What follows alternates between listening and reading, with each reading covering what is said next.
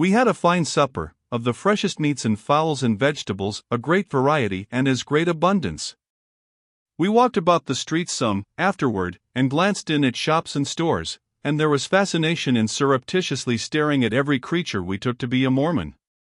This was fairyland to us, to all intents and purposes a land of enchantment, and goblins, and awful mystery. We felt a curiosity to ask every child how many mothers it had, and if it could tell them apart, and we experienced a thrill every time a dwelling-house door opened and shut as we passed, disclosing a glimpse of human heads and backs and shoulders, for we so longed to have a good satisfying look at a Mormon family in all its comprehensive ampleness, disposed in the customary concentric rings of its home circle. By and by the acting governor of the territory introduced us to other Gentiles, and we spent a sociable hour with them. Gentiles are people who are not Mormons. Our fellow passenger, Bemis, took care of himself during this part of the evening, and did not make an overpowering success of it either, for he came into our room in the hotel about 11 o'clock, full of cheerfulness, and talking loosely, disjointedly, and indiscriminately, and every now and then tugging out a ragged word by the roots that had more hiccups than syllables in it. This, together with his hanging his coat on the floor on one side of a chair, and his vest on the floor on the other side, and piling his pants on the floor just in front of the same chair, and then contemplating the general result with superstitious awe, and finally pronouncing it too many for him and going to bed with his boots on, led us to fear that something he had eaten had not agreed with him. But we knew afterward that it was something he had been drinking.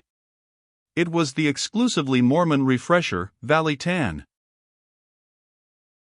Valley Tan, or, at least, one form of Valley Tan, is a kind of whiskey, or first cousin to it, is of Mormon invention and manufactured only in Utah. Tradition says it is made of, imported, fire and brimstone. If I remember rightly, no public drinking saloons were allowed in the kingdom by Brigham Young, and no private drinking permitted among the faithful, except they confined themselves to Valley Tan. 109.jpg, 55K. Next day we strolled about everywhere through the broad, straight, level streets, and enjoyed the pleasant strangeness of a city of 15,000 inhabitants with no loafers perceptible in it, and no visible drunkards or noisy people, a limpid stream rippling and dancing through every street in place of a filthy gutter, block after block of trim dwellings, built of frame and sunburned brick, a great thriving orchard and garden behind every one of them, apparently branches from the street. Stream winding and sparkling among the garden beds and fruit trees, and a grand general air of neatness, repair, thrift and comfort, around and about and over the whole. And everywhere were workshops, factories, and all manner of industries, and intent faces and busy hands were to be seen wherever one looked, and in one's ears was the ceaseless clink of hammers, the buzz of trade and the contented hum of drums and flywheels. 110a.jpg, 25K. The armorial crest of my own state consisted of two dissolute bears holding up the head of a dead and gone cask between them and making the pertinent remark, "United, we stand, hic. Divided, we fall." It was always too figurative for the author of this book. But the Mormon crest was easy. And it was simple, unostentatious, and fitted like a glove. It was a representation of a golden beehive, with the bees all at work. 110b.jpg, 23K.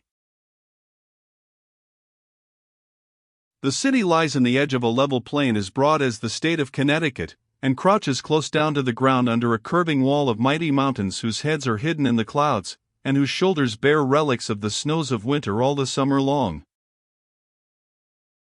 Seen from one of these dizzy heights, 12 or 15 miles off, Great Salt Lake City is toned down and diminished till it is suggestive of a child's toy village reposing under the majestic protection of the Chinese Wall. On some of those mountains, to the southwest, it had been raining every day for 2 weeks, but not a drop had fallen in the city. And on hot days in late spring and early autumn the citizens could quit fanning and growling and go out and cool off by looking at the luxury of a glorious snowstorm going on in the mountains. They could enjoy it at a distance, at those seasons, every day, though no snow would fall in their streets, or anywhere near them. 111.jpg, 83K. Salt Lake City was healthy, an extremely healthy city. They declared there was only one physician in the place and he was arrested every week regularly and held to answer under the Vagrant Act for having no visible means of support. They always give you a good substantial article of truth in Salt Lake, and good measure and good weight, too. Very often, if you wish to weigh one of their airiest little commonplace statements, you would want the hay scales.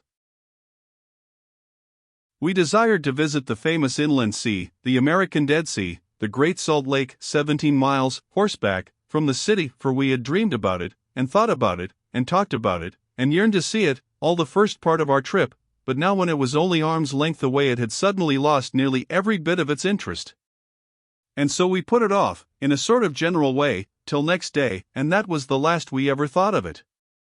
We dined with some hospitable Gentiles, and visited the foundation of the prodigious temple, and talked long with that shrewd Connecticut Yankee, Heber C. Kimball, since deceased, a saint of high degree and a mighty man of commerce. 112.jpg, 21K. We saw the Tithing House, and the Lion House, and I do not know or remember how many more church and government buildings of various kinds and curious names. We flitted hither and thither and enjoyed every hour, and picked up a great deal of useful information and entertaining nonsense, and went to bed at night satisfied.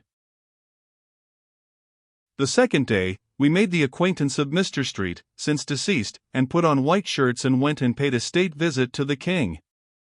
He seemed a quiet, kindly, easy-mannered, dignified, self-possessed old gentleman of 55 or 60, and had a gentle craft in his eye that probably belonged there. He was very simply dressed and was just taking off a straw hat as we entered. He talked about Utah, and the Indians, and Nevada, and general American matters and questions, with our secretary and certain government officials who came with us. But he never paid any attention to me, notwithstanding I made several attempts to draw him out on federal politics and his high-handed attitude toward Congress. I thought some of the things I said were rather fine.